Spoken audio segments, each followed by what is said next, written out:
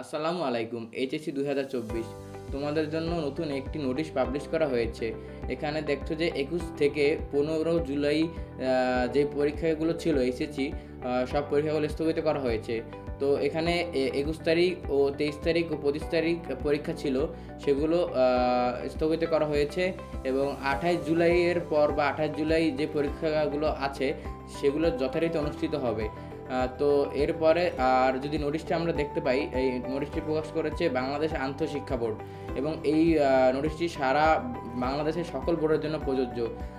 নোটিশটিতে বলা আছে যে উপযুক্ত বিষয়ে প্রেক্ষিতে জানানো যাচ্ছে যে অনিবার্য কারণবশত, এখন অনিবার্য কারণ মূলত বর্ণনা হয়েছে যে তারা কোনো কারণ প্রকাশ করেনি, কিন্তু আমরা জানি যে কেন পরীক্ষা স্থগিত করা হয়েছে।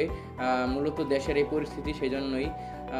আর ওইদিকে না যাই, তাহলে একটা বিষয় তোমরা শিওর থাকতে পারো যে 21 তারিখ, 23 তারিখ ও 25 তারিখের এই 3টি তারিখের পরীক্ষা স্থগিত আছে এবং এই পরীক্ষাগুলো কবে হবে সেটা আবারও নতুন একটি নোটিশের মাধ্যমে শিক্ষা বোর্ড দিয়ে জানানো হবে।